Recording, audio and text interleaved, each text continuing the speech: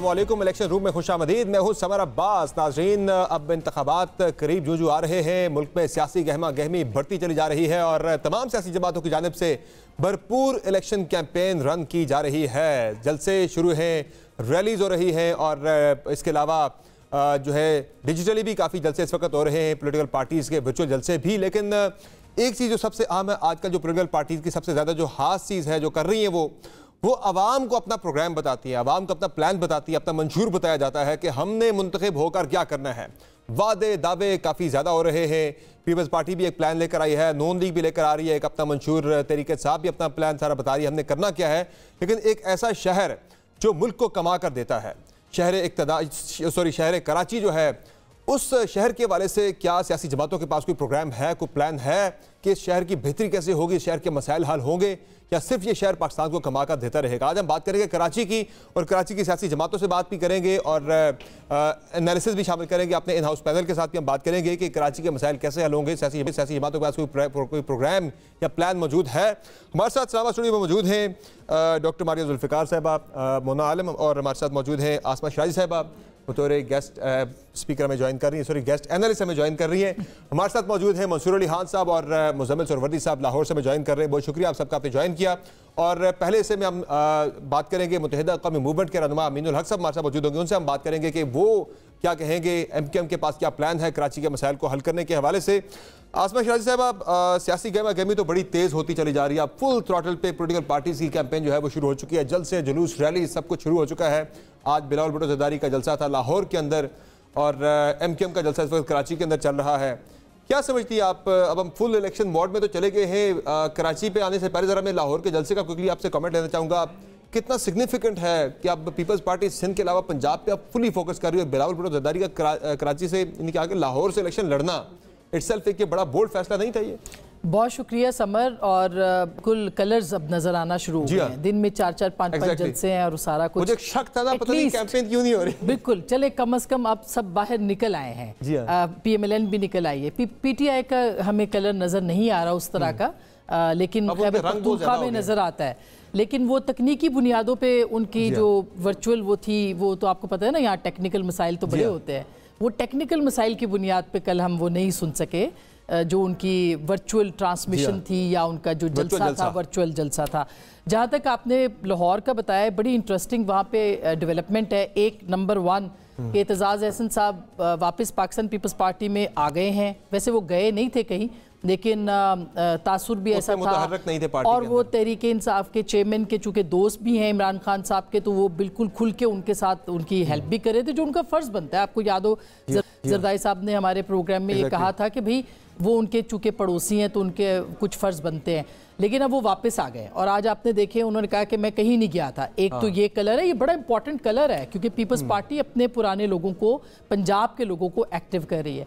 फिर जलसा बड़ा ज़बरदस्त था। मुझे ये मैं बिल्कुल पूछूंगी मैं मंसूर से भी और मुजम्मिल साहब से भी, मुझे तो बड़ा ज़बरदस्त जलसा पाकिस्तान पीपल्स पार्टी का लगा है। और वहाँ पे आप देखें कि एक आसफा भी थी वहाँ पे, और फिर जो बिलावल की स्पीच थी, क्राउड जिस तरह से था, मुतहरिक क्राउड था, स्टैगनेंट आपको नहीं लगा, यूथ नजर आई है उसमें, औरतें बहुत बड़ी तादाद में नजर आई हैं जो मैंने देखा है।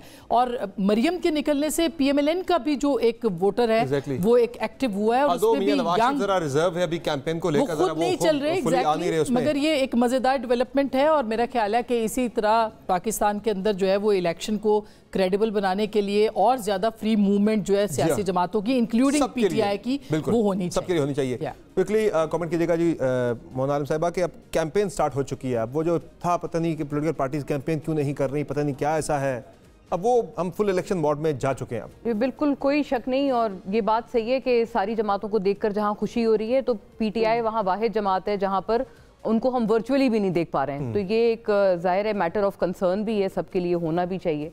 और जहाँ तक बात है पीपल्स पार्टी की, अभी ये बड़ी इंटरेस्टिंग डेवलपमेंट है जैसे एतजाज़ साहब की। आई थिंक बिलावल साहब की आज भी मैंने थोड़ी सी स्पीच सुनी है, वो ये इंडिपेंडेंस को काफ़ी वो एक नज़र उनके ऊपर रख रहे हैं और रखी हुई है, उनपे रखी हुई है बल्कि और काफी और भी तैयार है कि इलेक्शन की स्टार्ट करना है, पीपल्स पार्टी भी रखी हुई है और नून लीग भी नजर, और मेरा ख्याल है नून लीग पे भी रखी है, बिल्कुल यही मैंने सुना और मुझे सुन के खासी हैरत हुई कि नून लीग को भी वो उनके लोगों को भी कह रहे हैं कि अगर आप कहते हैं कि आपको भी शक होना चाहिए कि आपके लीडर्स जो है नजरिए पे नहीं चल रहे, और एतजाज साहब इसमें उनकी मदद भी कर सकते हैं अगर वो वाकई फुल थ्रॉटल आ गए वापस पीपल्स पार्टी में। तो वो जो पुराने जो पीटीआई के जो लोग हैं जो अब इंडिपेंडेंट या अलग अलग निशानात के तहत लड़ रहे हैं, मुझे लगता है बिलावल साहब को उनको इलेक्शन के बाद गेम और ज्यादा दिलचस्प हो जाएगी कि उनमें से कितने बिलावल साहब का साथ देंगे। आई थिंक बिल्कुल अब लग रहा है वाकई कि इलेक्शन होने जा रहा है। हम तो आज सारा दिन अभी हमने फील्ड से ही गजर के फील्ड से आ रहे हैं, तभी कपड़े भी इस तरह के हैं। तो अब फाइनली वो गहमा गहमी जो है ना वो नज़र आ रहा है, वो कॉर्नर मीटिंग्स हो रही हैं, वो जलसे जो हैं वो हो रहे हैं। लेकिन अगेन जहाँ पीटीआई नज़र नहीं आ रही, but I was very pleasantly surprised कि इवन जो बिल्कुल अननोन कैंडिडेट्स हैं, जैसे अभी जो शहरियार साहब हैं जो NA 56 से कंटेस्ट कर रहे हैं, हमने कभी नाम नहीं सुना था कौन है वो क्या है, लेकिन जो वोटर है उसको उनका नाम आता है और उनका सिंबल भी उनको पता है कि क्या है। So I think they are doing a good job in catching up. Healthy competition होगा डिस्पाइट एवरीथिंग जो कुछ I would call it healthy because it's still quite lopsided, it's not healthy, but एक वो देयर ट्राइंग टू कैच के लिए। मंसूर अली हाद साहब, आप कैसे देख रहे हैं जो इस वक्त सियासी गहमा गहमी है मुल्क के अंदर से? देखिए मेरे ख्याल में मैं अभी थोड़ी देर पहले आसमा साहबा बिलावल भुट्टो के जलसे की बात करी थी। मैं थोड़ा सा इसका डायनामिक्स जो है मैं आपको ज़रा इसका बता दूं कि बिलावल भुट्टो जो है वो पाकिस्तान अवामी तहरीक की ख़ास तौर पे जो है हिमायत हासिल करने के लिए गए थे, और ये वही डॉक्टर ताहिरुल कादरी हैं जिन्होंने पाकिस्तान पीपल्स पार्टी की गवर्नमेंट के अंदर ही इनके खिलाफ धरना भी दिया था, और उस वक्त आसिफ अली जरदारी और पीपल्स पार्टी को जो कुछ उन्होंने कहा था। लेकिन बिलावल भुट्टो साहब की जाहिर बात है ये एक पॉलिटिकल मैच्योरिटी है कि उन्होंने तमाम तर वो जो इख्तलाफात थे उसको भुला के उसके बावजूद वो पाकिस्तान अवामी तहरीक के पास गए। और ये जो जिस ग्राउंड के अंदर एक्चुअली ये जलसा मुनक्किद किया गया है, ये मिनहाज यूनिवर्सिटी का बिल्कुल साथ वाला ग्राउंड है, और ये ट्रेडिशनली उन्हीं का ही एरिया है। तो आप समझ लीजिए कि पाकिस्तान पीपल्स पार्टी ने एक किस्म का पाकिस्तान अवामी तहरीक के होम ग्राउंड में जाके ये जलसा मुनक्किद किया, और आप देख भी सकते होंगे कि जलसे में पाकिस्तान अवामी तहरीक के भी झंडे जो हैं वो काफी नुमायां थे, उनके कारकुन भी जो है वहां पे आए हुए थे। दूसरी बात यह कि बिलावल भुट्टो ने बड़ा सिस्टमैटिकली जो है बड़ा इंटेलिजेंटली वो हल्का चूज किया है जहां पूरे लाहौर में मेरे ख्याल में सबसे बड़ा वोट बैंक पाकिस्तान पीपल्स पार्टी का इस हल्के के अंदर है, और बिलावल भुट्टो का यहां पे आ जाना, खुद आके कंटेस्ट करना मेरे ख्याल में एक स्मार्ट मूव है। अताउल्लाह तारड़ और बिलावल भुट्टो माजरत, इन दोनों का ही ताल्लुक इस हल्के से नहीं है, ये दोनों बाहर से आए हैं और बाहर से आके ये इलेक्शन लड़ रहे हैं। तो बिलावल भुट्टो का एक अच्छा चांस है, मैं ये कहूंगा कि एक अच्छा कंपटीशन जो है वो यहाँ पे दिया जा सकता है। लेकिन ओवरऑल अगर बाकी सीटों की बात की जाए तो पाकिस्तान पीपल्स पार्टी मेरा नहीं ख्याल कि कहीं पे आपको नजर आएगी, और ओवरऑल पाकिस्तान तहरीक इंसाफ मेरा ख्याल में अगर तो फ्री एंड फेयर इलेक्शन हुए तो लाहौर मुझे अभी भी पाकिस्तान तहरीक इंसाफ की साइड पे जाता हुआ ज्यादा दिखाई दे रहा है। सही सही है।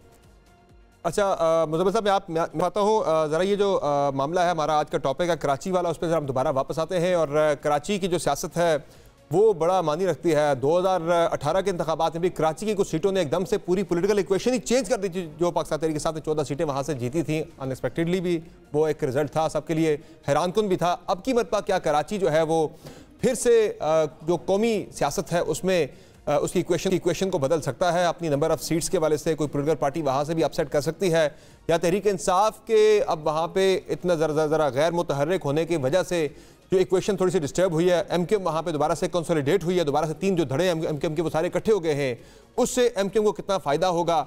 और कराची की हम बात करते हैं कि कराची के ऊपर सियासत तो बड़ी होती है, लेकिन कराची के जो असल मसाइल हैं उन्हें हल करने के बारे में पॉलिटिकल पार्टी के पास क्या प्रोग्राम है? अमीन उल हक साहब हमें ज्वाइन कर चुके हैं, मुत्तहिदा कौमी मूवमेंट पाकिस्तान के रहनुमा है। अमीन भाई बहुत शुक्रिया आपने प्रोग्राम में ज्वाइन किया। सबसे पहले तो ये बताएं सर कि रियलिस्टिक टारगेट क्या है मुत्तहिदा कौमी मूवमेंट का? इश्यूज़ के हवाले से हम बाद में बात करेंगे। कौमी असम्बली की और सूबाई असम्बली की कितनी नशिस्तें आप कराची से जीतने के हवाले से आप कॉन्फिडेंट है कि भाई मिनिमम इतनी सीटें हम हर सूरत में जीत लेंगे कराची से? देखिए अच्छी बात यह कि एमकेएम का जो आपस में मर्जर हुआ है इससे अवाम में बड़ा जोश और खरोश पाया जाता है। कारकुनान बड़े मोटिवेट हुए, इनकरेज हुए हैं, और हर गुजरते दिन के साथ एमकेएम पाकिस्तान में निखार पैदा होता चला आ रहा है। और यही वजह है कि पिछले अगर आप देखेंगे पिछले एक साल में एमकेएम पाकिस्तान ने शहर में छोटे बड़े जलसे करते चले आई और पिछले एक महीने में हमने शहर के तमाम बड़े टाउन जो है लांडी, कोरंगी, मलीश, शाह फैसल, औरंगी टाउन, बंस रोड, डिफेंस, इन तमाम जगहों पे हमने टाउन लेवल पे जलसे किए और ये वजह है कि एमकेएम में निखार पैदा हुआ है। यस, हमने क्या टारगेट किया है कि हर सूरत में जो 8 फरवरी को जो इलेक्शन होने जा रहा है इंशाअल्लाह ताला एमकेएम पाकिस्तान की पूरी उम्मीद है कि शहर कराची से कौमी असेंबली की जो 22 सीटें 17-18 सीटें एमकेएम पाकिस्तान जीतेगी। इसी तरह सूबाई असेंबली की जो 47 सीट है इसमें इंशाअल्लाह ताला 38 से लेकर 40 एमकेएम पाकिस्तान को नजर लगी हुई है कि इंशाअल्लाह ताला हम इसमें कामयाबी हासिल करेंगे। साथ साथ आपके इल्म में है कि पिछले 3 दहाइयों से हैदराबाद की 4 सूबाई असेंबली और 2 कौमी असेंबली एमकेएम हमेशा जीतती चली आई है। सर, मैंने टारगेट के साथ रियलिस्टिक का वर्ड भी यूज किया था मैंने। आप रिपीट करेंगे दोबारा जरा? सर, मैंने रियलिस्टिक टारगेट की बात की थी। मैं आपको रियलिस्टिक टारगेट की बात कर रहा हूं।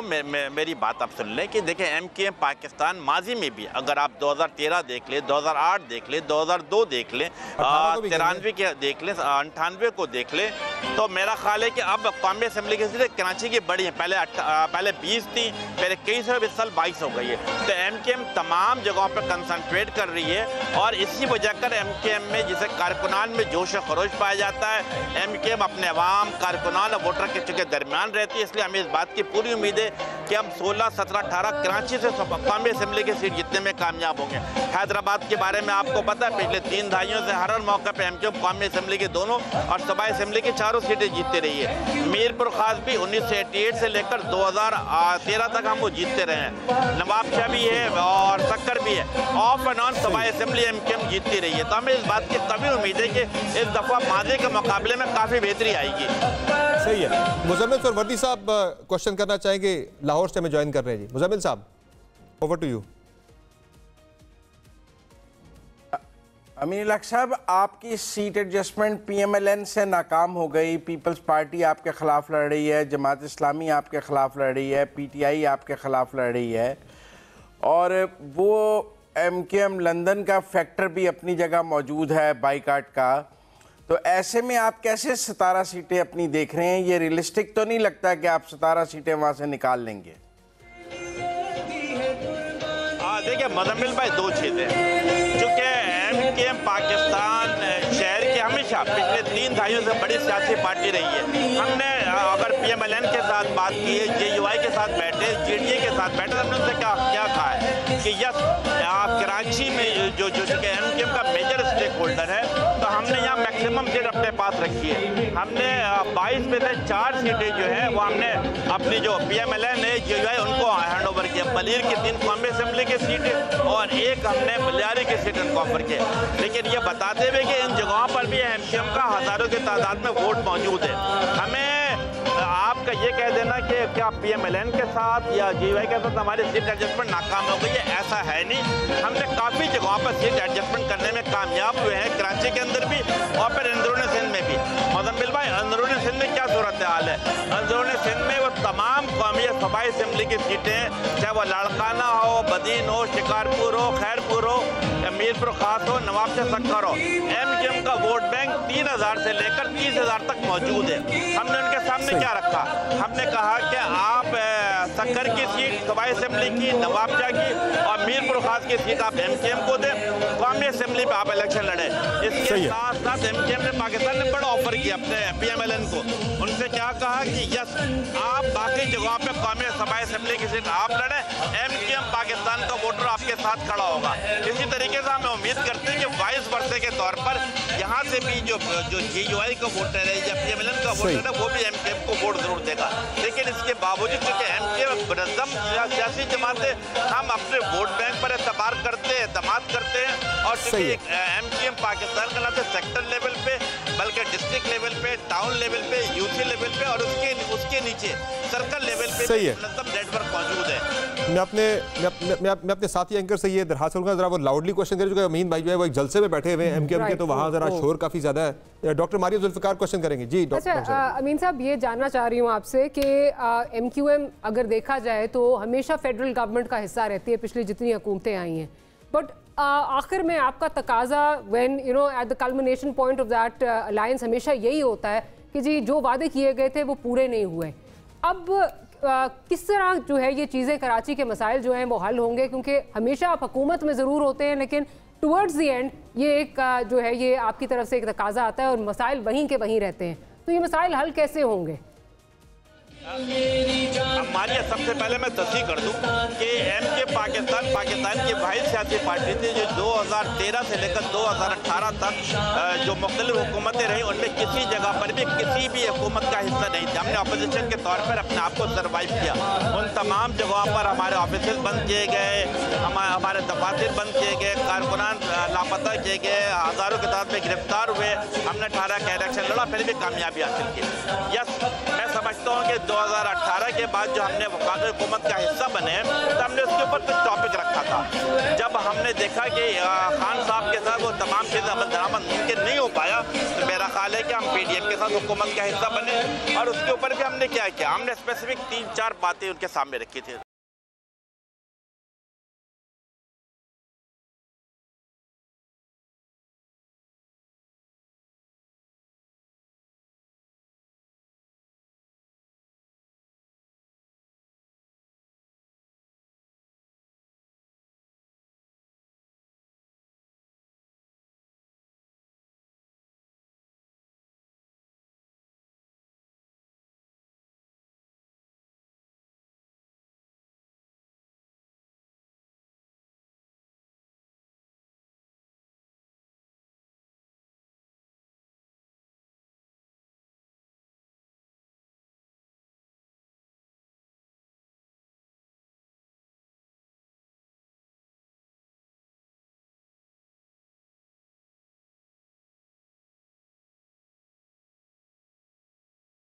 की जो कि आए दिन कभी टूटती बिखरती रहती है, आपको लगता है आपके वोटर्स के लिए ये एक बहुत बड़ा मैटर ऑफ कंसर्न होगा, उनको समझ ही नहीं आएगी?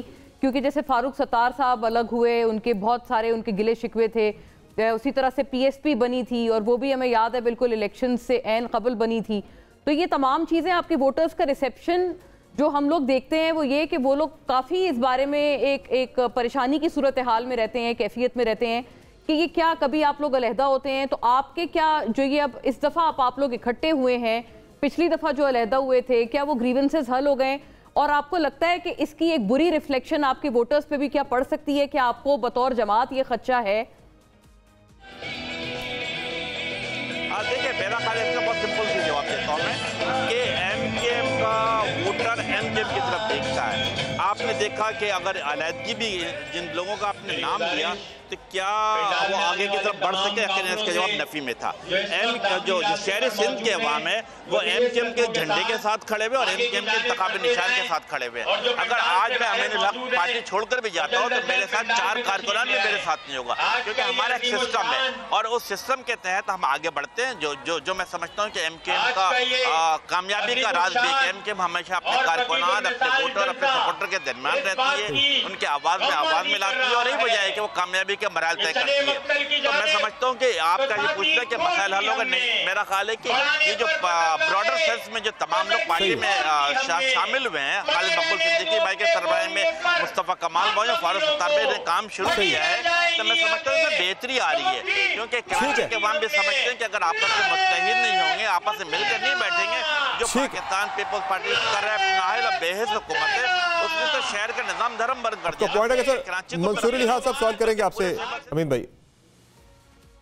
अमीर साहब, मेरा आपसे एक बड़ा सिंपल सा सवाल है कि मुस्लिम नून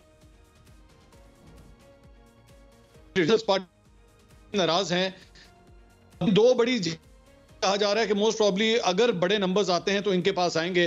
पाकिस्तान तहरीक इंसाफ के साथ भी आप हुकूमत में रहे, इन तीनों जमातों में से कौन सी वो सियासी जमात है जिसके बारे में आज आप अपने वोटर्स को ये कह सकते हैं कि चाहे जो मर्जी हो जाए MQM इनके साथ इत्तेहादी हुकूमत में नहीं बैठेगी? कोई इन तीनों में से कोई एक ऐसी जमात है जिसके साथ आप नहीं बैठेंगे? हाँ, देखिए, मैं इस सवाल का जवाब आपको दे देता हूँ कि MQM, देखिए, हमें ये समझना पड़ेगा पाकिस्तान के डायनेमिक्स में। पाकिस्तान के डायनेमिक्स में मेरा ख्याल है पाकिस्तान पीपल्स पार्टी है, PMLN या PTI है। क्या MQM पाकिस्तान अपना वज़ीर आज़म ला सकती है या कैबिनेट सेक्रेटरी नवीद फहमी? क्या MQM पाकिस्तान मेरा ख्याल है गुजरात लाने में भी मुश्किल पेश आती है। तो हमारे पास ऑप्शन लिमिटेड है कि हम किन सियासी पार्टी के साथ बैठते हैं। इस दफ़ा मैं समझता हूँ कि एमकेएम के टॉप लीडरशिप ने क्या फैसला किया। एमकेएम के टॉप लीडरशिप ने फैसला किया कि अगर पीएमएलएन के पास जाकर मुलाकात की है, इसी तरह वाइस वर्षा में जब पीएमएलएन की टॉप लीडरशिप एमकेएम के पास आती है और फिर हमने किसी मुशीर, किसी वजीर, किसी गवर्नरशिप की बात नहीं की, बल्कि हमने उनको कहा कॉन्स्टिट्यूशनल अमेंडमेंट की बात की है। और इसके ऊपर एमकेएम पाकिस्तान ने अपने सेमिनार भी किया और तमाम सियासी पार्टी को ऑनबोर्ड लिया। मेरा ख्याल एएनपी को भी लिया है और पाकिस्तान पीपल्स पार्टी के अलावा तमाम पार्टी को ऑनबोर्ड लिया है। उनसे बात की है कि आप कॉन्स्टिट्यूशनल अमेंड करके लोकल गवर्नमेंट के तरफ नीचे मुंतकिल करें। तो हमारे साथ जो भी इस कमिटमेंट को पूरा करेगा, एमकेएम पाकिस्तान उसके साथ बैठेगी, शहर के मसले हल हो सके और आप मुल्क में बेहतरी आ सके। बहुत शुक्रिया मीनुल हक साहब, आपने अपना कीमती वक्त दिया। ये जो आसमा साहब 3 अब धड़े इकट्ठे हुए एमकेएम के, एक लंदन फैक्टर भी है, वो भी कभी और वहाँ से कॉल आ जाती है बाइकआउट की या बाइकआउट की, वो बड़ा मैटर करती है वो चीज़ भी। तो क्या लग रहा है आपको कि पहले से बेहतर रिजल्ट एमकेएम दे सकती है? मेरा ख्याल है कि अगर बन रहा है उसे कौन पूरा कर सकता है? बिल्कुल, एक टूट फूट जो है ना वो काफ़ी ज़्यादा है, लेकिन मैं थोड़ा सा वक्त लूँगी। ये जो कॉम्पोजिशन बन रही है कराची की, उसके अंदर नए एलिमेंट्स आए और उस नए एलिमेंट को समझना पड़ेगा। एक तो पाकिस्तान तहरीक इंसाफ गायब हुई है और दूसरा उसकी जो रिप्लेसमेंट है वो जमात इस्लामी और उसके साथ साथ एमकेएम खुद अब इस जमात के तौर पे वो आ रही है। लेकिन जो आप कह रहे हैं एमकेएम लंदन, उन्होंने दिलचस्प बात यह है, जो मेरी इत्तलात हैं कंफर्म भी हो सकती हैं, कि उन्होंने तकरीबन पूरे सिंध के अंदर अपने कैंडिडेट्स खड़े किए हैं और अगर वो विड्रॉ नहीं करते यानी वो नहीं भी इलेक्शन लड़ते तो उनका वोटर जो है क्या वो एमकेएम को वोट करेगा या उसका फायदा किसको होगा। अगर वो वोट करते हैं तो भी नुकसान होगा एमकेएम को, अगर नहीं करते तो भी नुकसान होगा। जाहिर है वो लंदन को करेंगे, उसका फायदा अल्टीमेटली दूसरी पार्टीज को होगा, जिसमें जमात इस्लामी भी है, जिसमें पाकिस्तान पीपल्स पार्टी भी है। और यही वजह है कि जो कराची की 22 नशिस्तें हैं उनमें से तकरीबन पीपल्स पार्टी बहुत कॉन्फिडेंस के साथ कह रही है कि हम 8 या 9 10 बल्कि वो 10 तक चले जाते हैं कि हम वो सीटें जो है वो विन कर सकते हैं। अच्छा, हैदराबाद में भी आपको एक नया एलिमेंट नजर आया होगा। हैदराबाद के अंदर पहली बार पाकिस्तान पीपल्स पार्टी ने अपना मेयर बनाया और यूसी सारी जो है वो पाकिस्तान पार्टी के साथ है। इसी तरह से मीरपुर खास और दीगर। लेकिन देखें एमकेएम की एफर्ट्स को मानना पड़ेगा। एक टूटी फूटी जमात जो कि उठी है वो अपनी सर्वाइवल की जंग लड़ रही है, तीनों धड़े आपस में आ गए। हो सकता है ये इलेक्शन उनके लिए मुश्किल हो, लेकिन अगला इलेक्शन उनके लिए बड़ा कंफर्टेबल हो सकता है। बाकी धीरे धीरे मैं आपको सिंध के ऊपर भी बताऊंगी जो उनकी बात करेंगे। जरा कराची के आवाम से सुन लेते हैं कि वो इन मसाइल के हल के लिए क्या तजर्बे, कौन बेहतर है और मसाइल एक्चुअली इनके हैं क्या। जरा सुन ले कराची के आवाम की जुबानी।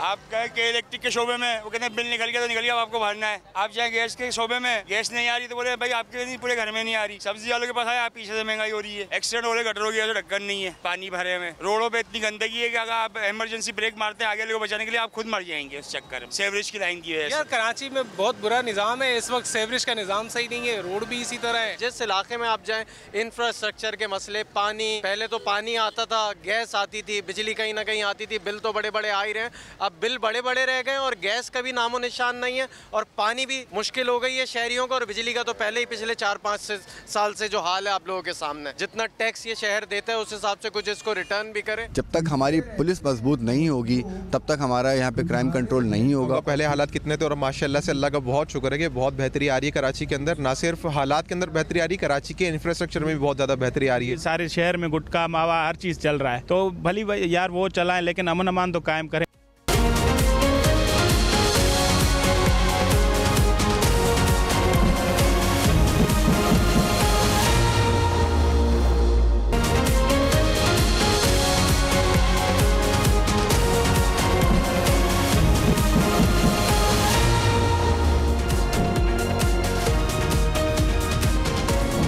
वेलकम बैक नाज़रीन। प्रोग्राम के इस हिस्से में हम बात करेंगे ट्रांसमिशन में पाकिस्तान पीपल्स पार्टी जो 15 साल से कराची और सिंध दोनों पर ही बरसर इक़्तिदार वहाँ की पार्टी है और 3 मुसलसल टेन्योर्स पाकिस्तान पीपल्स पार्टी गवर्नमेंट रही है।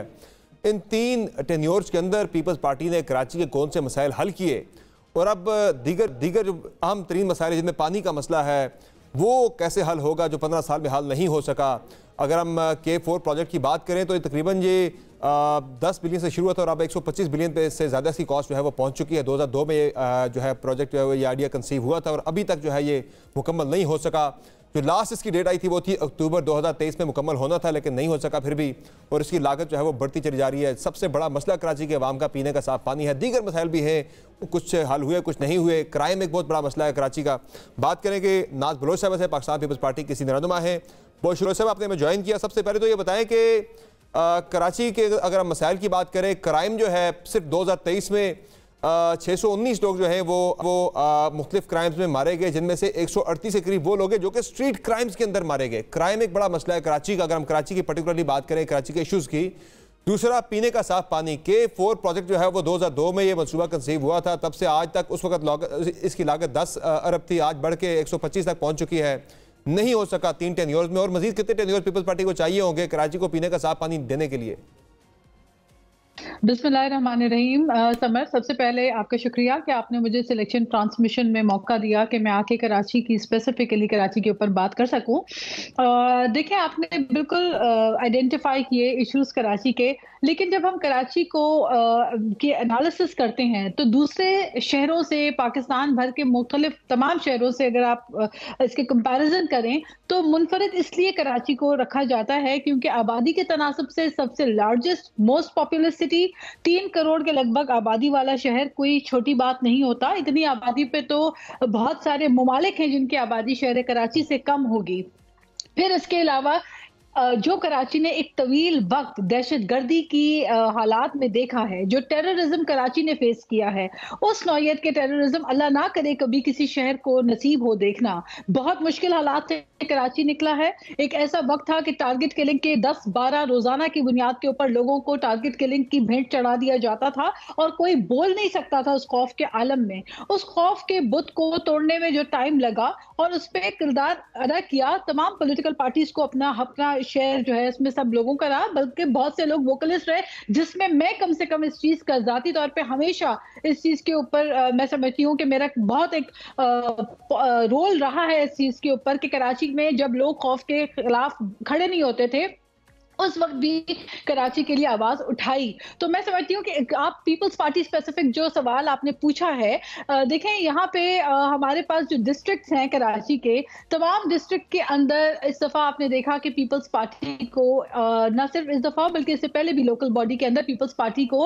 अवाम वोट करती है, चुनती है, नुमाइंदगान पीपल्स पार्टी के आते हैं। उसकी बुनियादी वजह यह है कि पीपल्स पार्टी की जो तंजीमी ढांचा है वो यूसी लेवल तक मौजूद है। जब लोगों के सड़कों में कोई इशू होता है, गटर उबल रहे होते हैं, पीने के पानी का मसला होता है, लोगों का एक्सेसिबिलिटी जो है वो अपने लोकल नुमाइंदे के साथ आसान है। तो पीपल्स पार्टी जब कहती है कि हम अवामी जमात हैं, उसकी वजह यह है कि हम अवाम में मौजूद होते हैं, अवाम के बुनियादी मसाइल को हल करने के लिए अवामी नुमाइंदा कोशिश करते हैं। जो बड़े मामला आपने कहे, K4 प्रोजेक्ट का आपने बात कही, जाहिर है इतनी बड़ी शहर को जो कि एक्सपैंड होता जा रहा है, अब तो सुपर हाईवे तक जो है कराची की आबादी जा चुकी है।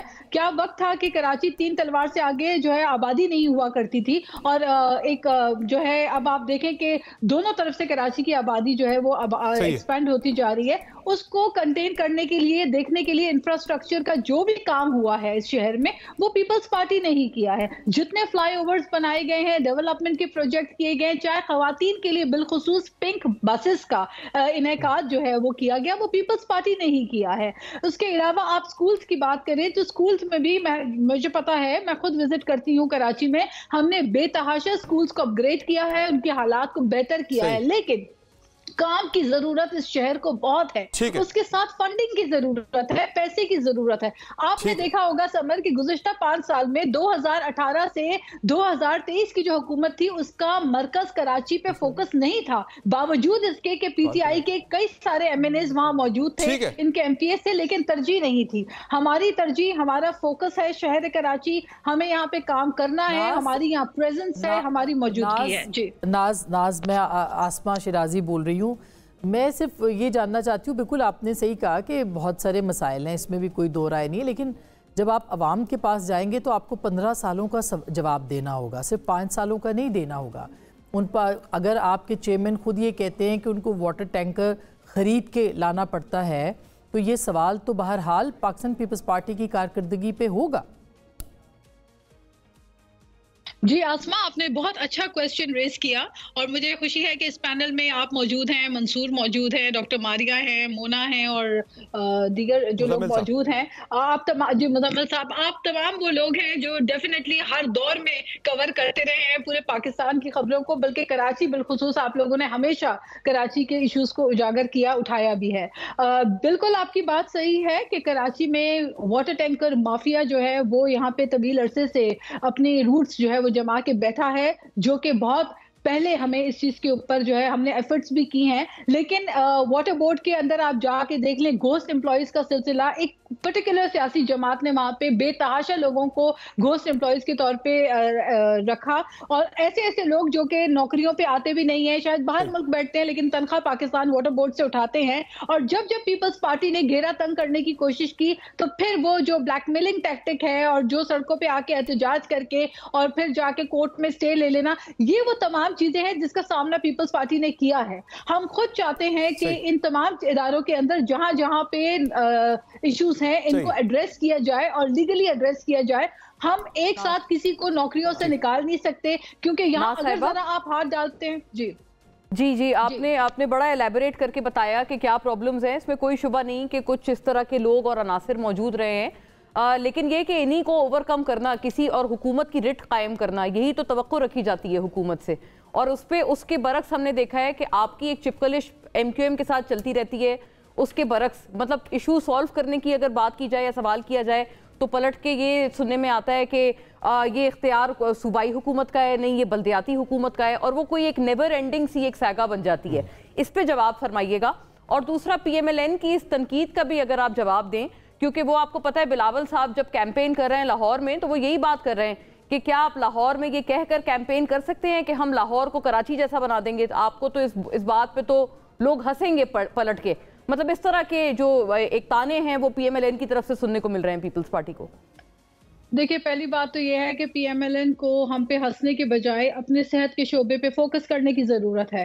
कार्डियोलॉजी लाहौर का भी जाके देख लें और कार्डियोलॉजी कराची का भी आके देख लें। NICVD न सिर्फ शहर कराची के 3 करोड़ लोगों को केटर करती है, बल्कि बलूचिस्तान से KPK तक के लोग जो है वो यहाँ पे आके हेल्थ की सर्विसेज मुफ्त हासिल करने के लिए जो है वो यहाँ पे मौजूद होते हैं। और इस चीज़ का मैं आप सबको, बल्कि जो पैनल में मौजूद हमारे जितने यहाँ पे मौजूद हैं सीनियर तमाम तज्जिया निगार हैं, मैं आप सबको दावत देती हूँ कि आप आके देखें कि सेहत के शोबे में जितना काम सिंध हुकूमत ने किया है, जितना काम हमने कराची शहर में किया है और दीगर शहरों में किया है, चाहे लिवर ट्रांसप्लांट हो, चाहे किडनी ट्रांसप्लांट हो, चाहे हार्ट की डिजीजेस से रिलेटेड हो, ये तमाम वो चीजें हैं जो हम लोगों को सहूलत दे रहे हैं और हमने इसको एक्सपेंड करना भी है।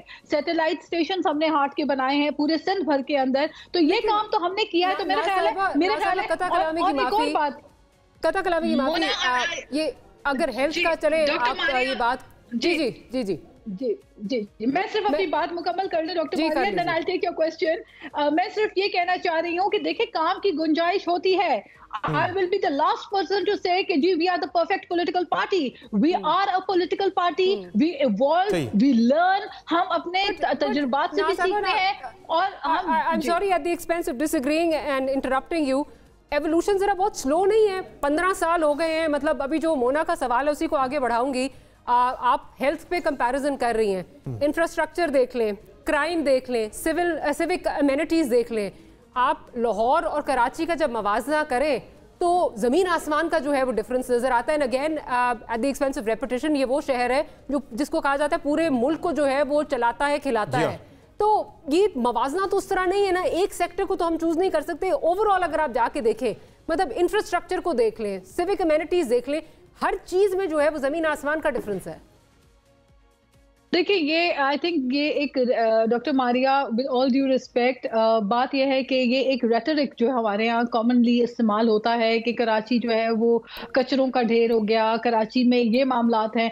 लेकिन अगर आप ये देखें कि कराची शहर की जो आबादी है, उतनी आबादी इतनी आबादी के शहर कभी खुदा ना करे अगर PMLN के हवाले होता तो फिर उसका भी यही हाल होता जो आप लाहौर का कहते रहे कि लाहौर बड़ा अच्छा है, लाहौर के बड़े जो है इंफ्रास्ट्रक्चर के ऊपर आप जो डिबेट कर रही हैं, तो हमारा फोकस सिर्फ इंफ्रास्ट्रक्चर नहीं है। जितना बड़ा ये शहर है इसके मसाइल भी उतने हैं। अगर 3 करोड़ की आबादी है तो क्राइम रेट यहाँ का दूसरे शहरों के साथ कंपेयर आप लाहौर के साथ नहीं कर सकते।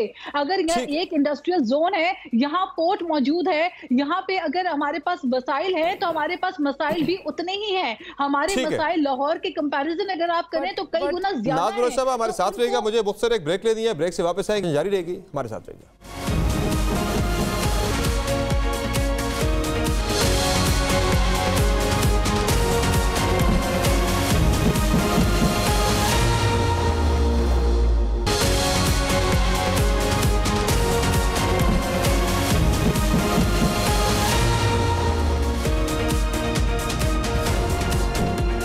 इलेक्शन रूम में फिर से आपको खुशामदीद कहेंगे। बात हो रही है कराची के मसाइल की और कराची पर होने वाली सियासत की, और हमारे साथ मौजूद हैं नाज बलोच साहब पाकिस्तान पीपल्स पार्टी से। मुजम्मिल सोहरावर्दी साहब सवाल करना चाहेंगे। नाज बलोच साहब आपसे लाहौर से मैं ज्वाइन करें। मुजम्मिल साहब। जी मुजम्मिल साहब। साहबा 15 साल का इक़्तिदार है आपके पास कराची का। कराची पर आपकी 15 साल की हुकूमत है, मुसलसल बग़ैर किसी ब्रेक के आप 15 साल का इक़्तिदार है। 15 साल के इक़्तिदार में पानी नहीं है, बिजली नहीं है, गैस नहीं है, इंफ्रास्ट्रक्चर नहीं है, सिविक सोसाइटी प्रॉब्लम्स अपनी जगह मौजूद हैं, क्राइम रेट पूरी पाकिस्तान से ज़्यादा है, स्ट्रीट क्राइम में अपनी मिसाल आप है।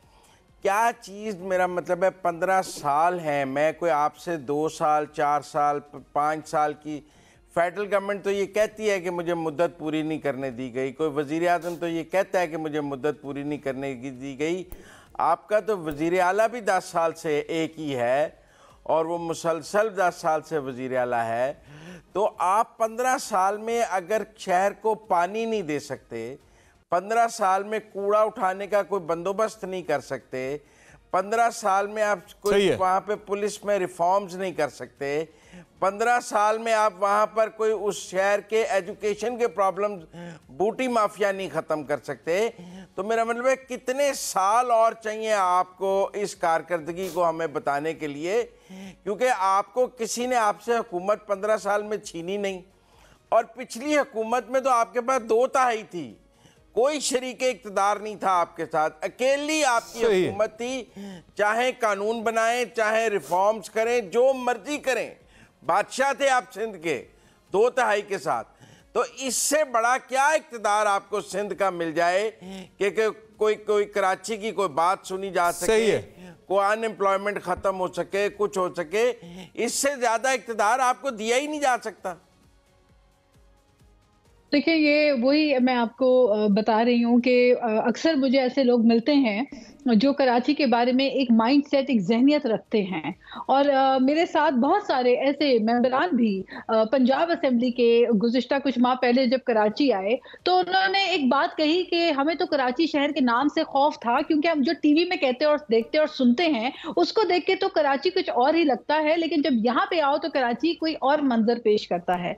कराची का जो पॉजिटिव साइड है वो तो कभी चैनल्स में या कभी किसी ने तजिया उस पर किया ही नहीं, लेकिन कराची के जो मसाइल हैं, कराची के जो इश्यूज हैं, जिनके ऊपर काम करने की कोशिश भी की गई है और बहुत काम हुआ भी है, उसके ऊपर ना कभी बात होती है, ना कोई सुनने का शौक रखता है। मैं आपको ये बता दूं कि कराची के जो इश्यूज हैं उसमें आपने बात की इंफ्रास्ट्रक्चर की, आपने बात की कूड़ा उठाने की, लेकिन आपको ये शायद किसी ने नहीं बताया कि सिंध सॉलिड वेस्ट मैनेजमेंट के थ्रू पूरे शहर भर की सफाई का भरपूर काम किया जा रहा है, और डिवीजन लेवल पे, डिस्ट्रिक्ट लेवल पे हमारे पास सॉलिड वेस्ट मैनेजमेंट है जो कि शायद दीगर शहरों में मौजूद नहीं है, दीगर सूबों में इस पे काम नहीं हुआ। कचरों की आपने बात की तो उसका जवाब तो सिंध सॉलिड वेस्ट जो ये गुमान है, ये ख्याल है, नेगेटिविटी है, ये साइडलाइन होगी। उसके अलावा आपने स्कूल्स की बात की, तो हमारे पास तालीमी इदारों के अंदर अगर आप उठा के देख लें तो यारी के अंदर हमने बेनजीर भुट्टो मेडिकल कॉलेज से लेकर हमने बच्चों को मुफ्त MBA की डिग्री तक प्रोवाइड करके दी जा रही है। ठीक है, उसके साथ मंसूर अली खान साहब आपसे सवाल करेंगे और उसके बाद फिर मजीद इस पे बात करो। जी मंसूर अली खान साहब। अच्छा नाज साहब बहुत शुक्रिया। ये बाकी लोग जो है ना जिनके बारे में अभी थोड़ी देर पहले आपने कहा कि जी बाहर के जो लोग हैं उनका ये पर्सपेक्टिव होता है, चले मैं अपने बारे में आप अच्छी तरह जानती हैं इस बात को, मैं तो खुद 8 साल कराची के अंदर रहा हूं, तो मैंने तो कराची को खुद एक्सपीरियंस किया हुआ है, वहां के मसाइल को एक्सपीरियंस किया। और अभी पिछले हफ्ते मैं 5 दिन अभी कराची गुजार के आ रहा हूं, तो मेरे साथ मुझसे तो ढकी छुपी नहीं है ना, मैं तो बाहर का बंदा नहीं हूं, मैंने तो खुद अपनी आंखों से देखा है। चले मैं आपको बता देता हूं कि मैं आज से 7 साल पहले जब कराची में था तो हर महीने 15 से 20 हजार रुपए का तो मैं पानी खरीदता था, पानी के टैंकर में खरीदता था। ये मत कहिए कि जी आबादी बहुत बड़ी है इसलिए हम संभाल नहीं सके। एक बेसिक एमनेस्टी है, एक बेसिक चीज है पानी, आज तक पानी नहीं। और आपको पता है कि टैंकर माफिया को कौन चला रहा है, आप अच्छी तरह जानते हैं। लेकिन माने इस बात को कि पिछले 15 साल में आपका कराची में इंटरेस्ट नहीं था, आपने कराची को लावारिस छोड़ा था क्योंकि आपके स्टेक्स नहीं थे। एटलीस्ट इसको तो एडमिट कर लीजिए। देखिए मंसूर, आप पानी की बात कर रहे हैं, बिल्कुल आप दुरुस्त कह रहे हैं कि पानी का इशू है, लेकिन मुझे ये बात बार बार रिपीट करनी पड़ रही है कि ये शहर जितना ही इसके वसाइल हैं उतने ही उसकी आबादी के तनासुब से मसाइल भी हैं। जितना ये बड़ा शहर है उतना हमारे पास जो है सपोर्ट सिस्टम हमें ग्रांट्स वफाक से कभी नहीं मिला। K4 प्रोजेक्ट पे पिछले 5 साल और उससे पिछले 5 साल में वफाक को बार बार कहा गया कि खुदारा कराची के पानी के मसाइल के ऊपर आगे बढ़ें और अपना हिस्सा डालें। लेकिन अगर वफाकी हुकूमत यहाँ पे कराची से MNA की सीट और MPA की सीट लेने के तो दावेदार बनते हैं, कराची के मालिक बनने का दावा तो करते रहे, लेकिन उसके बाद कराची की तरफ रुख नहीं किया, तो सूबाई हुकूमत की जितनी कैपेसिटी है उसमें रहकर हम अपने पानी के और सीवेज के प्रॉब्लम्स को एड्रेस कर सकते हैं, हमने किया है। बट मैं इसीलिए आपसे कह रही हूं कि वंस इंशाल्लाह ताला जब पाकिस्तान पीपल्स पार्टी जो अपना 10 नुकाती मैनिफेस्टो लेकर आगे बढ़ रही है, हमें मौका मिला वफाक में भी हमारी इंशाल्लाह हुकूमत हो, तो फिर आपके ये जो इश्यूज हमारे बुनियादी इश्यूज हैं ये भी इंशाल्लाह एड्रेस होंगे। और मैं खुद एक कराचीआइट होके क्राइम के ऊपर आप उठा के देख लें, पानी के मसले पे या सफाई सुथराई पे, हर इशू के ऊपर हम अपने इश्यूज को जानते भी हैं, आइडेंटिफाई भी करते हैं और उनका हल भी हमें निकालना है। बहुत शुक्रिया नाज बलोच साहब, अपने ट्रांसमिशन में ज्वाइन किया और पीपल्स पार्टी का पर्सपेक्टिव आपने पेश किया कि पीपल्स पार्टी मसाइल के हल के लिए क्या कर सकती है और क्या करना चाहती है। आगे एक ब्रेक लेंगे, 8 बजे की हेडलाइंस के बाद दोबारा आपकी खिदमत में हाजिर होंगे और हमारे साथ मौजूद होंगे हाफिज नईमुर रहमान साहब, और अगले हिस्से में हमारे साथ खुर्म शेरजमान साहब से भी हम बात करेंगे तहरीक इंसाफ की तरफ से कि वो इस शहर के लिए क्या कर सके, क्या करना चाहते थे, क्या आगे करेंगे। एक ब्रेक लेते हैं, ब्रेक से बाद दोबारा आपकी खिदमत में हाजिर होंगे। Stay with us.